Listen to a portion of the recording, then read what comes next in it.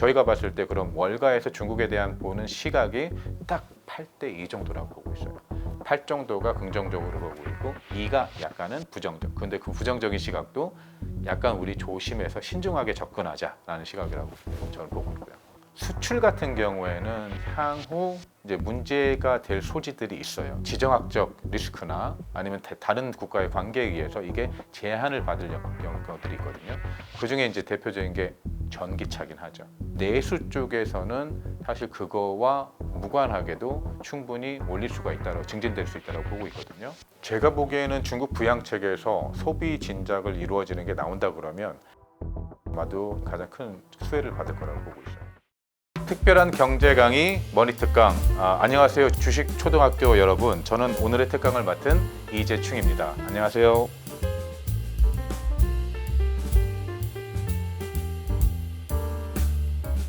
우선 통화 정책 발표되고 나서 사실 뭐 각 지수마다 오른 게 차이가 있지만 15%에서 20%, 어떤 건 25%까지 올랐었죠.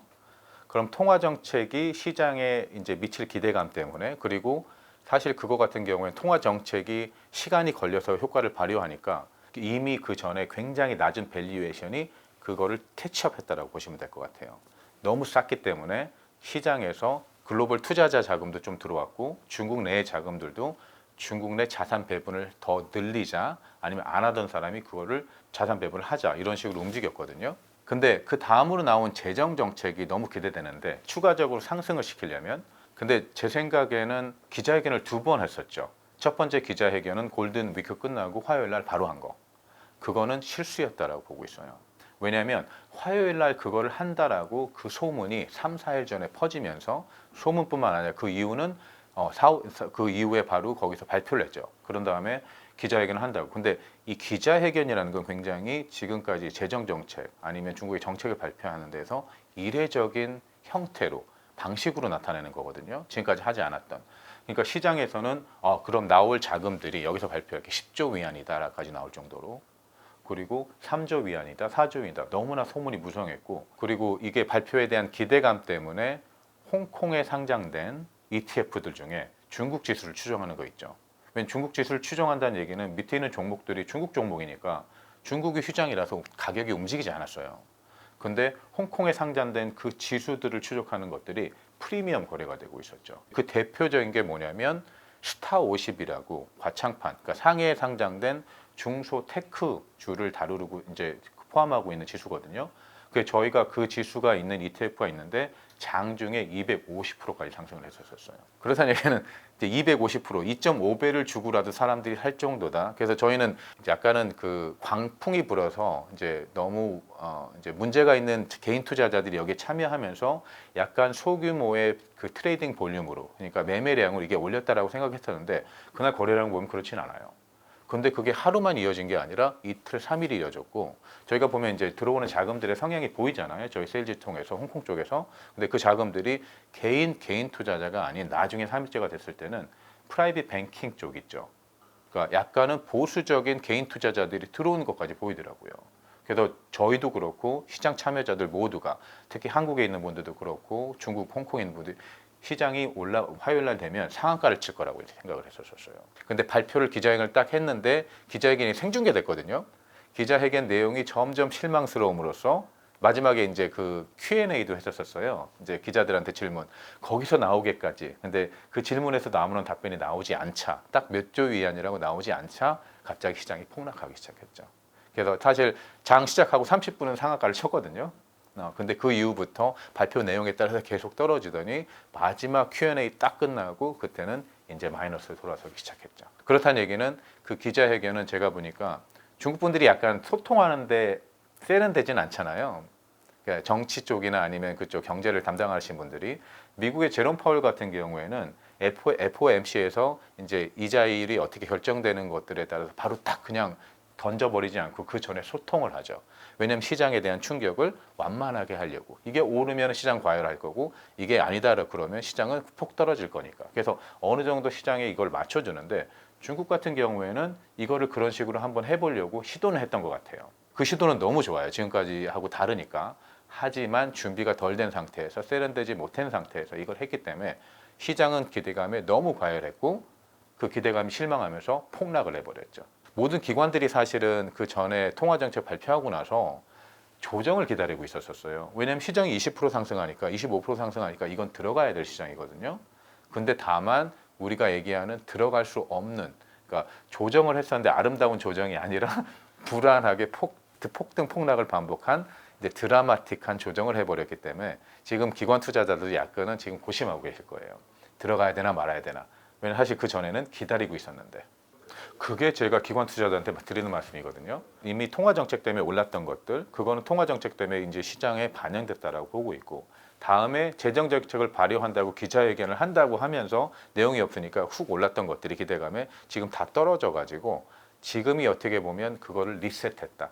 초반에 첫 번째 기자회견에서 실수했던 거를 리셋했다라고 보고 있고, 이제부터는 중요한 건 뭐냐면 향후 나올 재정 정책을 어떻게 발표하느냐. 지금 외국 투자자들이 아니면 홍콩 투자자들이 모두 원하는 숫자를 줄 것이냐, 아니면 중국 사람들의 방식대로. 중국 사람들은 보면 사업을 할 때 숫자를 던지지 않는데요.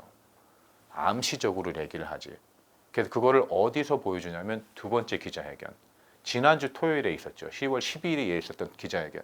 거기서는 그 재무부 장관이 나와가지고 약간은 구체적인 얘기를 했잖아요. 3조 위안에 대한 얘기는 안 했지만 다만 뭐 지방 정부 채권 더 늘려서, 그리고 잉여 주택 같은 거 자기가 사서 공공인데, 어떻게 보면 약간은 구체적으로 그걸 발표했기 때문에 사람들이 추정을 할 수가 있죠. 아, 어느 정도 규모라고. 그리고 제가 이거까지 말씀드릴지 모르겠지만 저희 이제 회사분들이랑 얘기를 하면서 그럼 왜 발표를 안 하냐, 저도 의아스러우니까.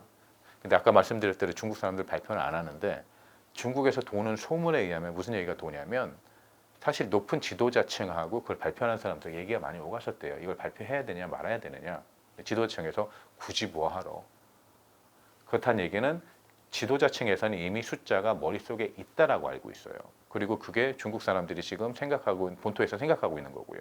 그렇다는 얘기는 이게 향후 어떤 식으로 구체적으로 좋게 발표될 것이냐. 그래서 전인대회에서 어느 정도는 구체적으로 나올 것이라고 보고 있거든요. 다만 그게 5조 위안이다, 4조 위안이다 찍을 가능성은 저는 좀 희박해 보이고, 근데 두 번째 기자회견에서 나온 얘기들보다 조금 더 구체적으로 그 비용을 어떻게 집행할 것인지, 얼마만큼의 국채를 발행해야 될 정도로 암시를 줄 것인지, 이런 얘기도 나올 거라고 생각하고 있어요. 우선 저희가 추정치로 봤을 때 3조 위안 정도가, 2.5에서 3조 위안 정도가 이미 발표됐다라고 보고 있거든요. 그다음 그러니까 숫자는 얘기 안 했지, 그 여러 가지 구체적인 사항들을 들어보고, 근데 이게 전인 대회에서 명확해지고, 그리고 이게 숫자가 좀 크게 난다 그러면 증시는 크게 상승하겠죠.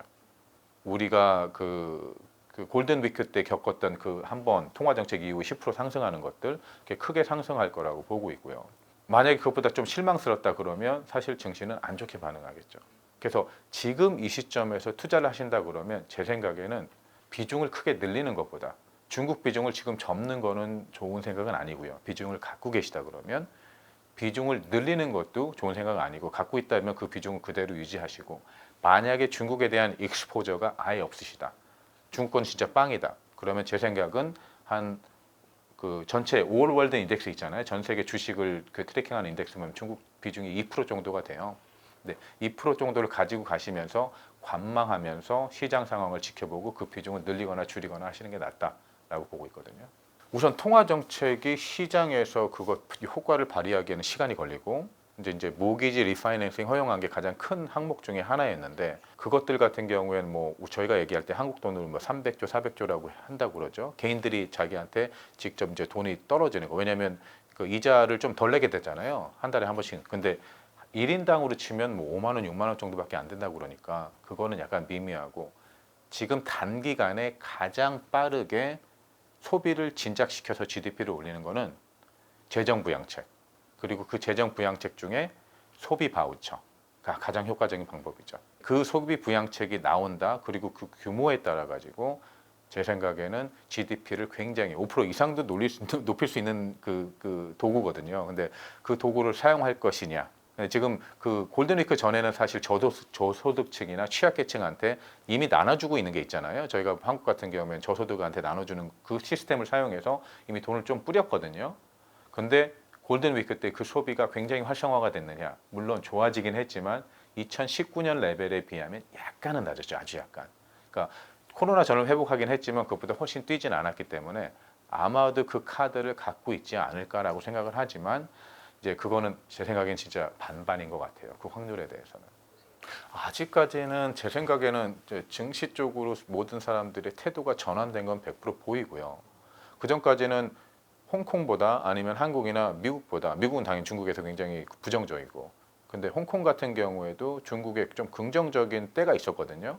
올해 3월 달이라든가 아니면 몇 번의 시기들이 있었죠. 근데 중국 쪽의 사람분들은 굉장히 부정적이었어요. 증시 측면에서 그쪽에 있는 증권사 분들이라든가 아니면 경제학자들이라든가. 근데 요번에는 돌아섰다고 봐요. 그쪽들도.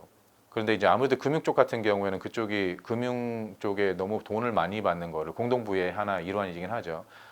사람들 보너스를 줄여라 그러면서 뭐 인원도 굉장히 많이 해고하고 그다음에 원래 자기 봉급까지 삭감받을 정도로 금융 쪽이 굉장히 많이 영향을 받았었는데 그게 다시 돌아섰다 같은 얘기는 제 생각엔 소비 쪽으로 향후 좋아질 거지만 지금 현재는 아직까지 그게 활성화되고 있는 건 보이진 않고 있어요. 다만 이후부터는 중국 정부가 발효한 재정 정책, 죄송합니다. 통화 정책 그리고 추가로 잇따를 재정 정책들이 효과를 보일 거기 때문에 소비가 진작이 될 거라고 보고 있고 중국 정부는 경제를 봤을 때 수출 같은 경우에는 자신들이 통제할 수 있는 부분도 있지만 통제할 수 없는 부분들이 있잖아요.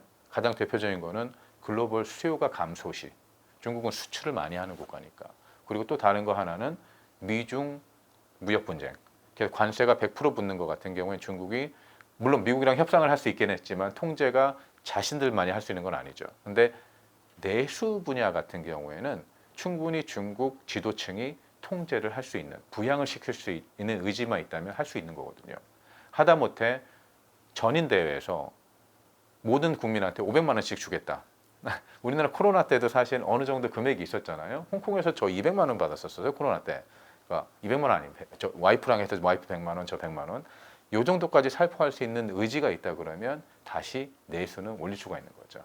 그래서 그거는 전 좀 향상될 거라고 개선될 거라고 보고 있고 이 다음을 그걸 얼마나 빠른 속도로 개선시킬 것이냐는 중국 정부의 재정 정책 의지에 달린 거죠. 저희 같은 경우에도 이제 월가 아니면 홍콩 쪽에 있는 그 리포트 같은 경우에는 월가에서도 중국 지사나 아니면 홍콩 지사들 그 리포트 제일 많이 나오잖아요.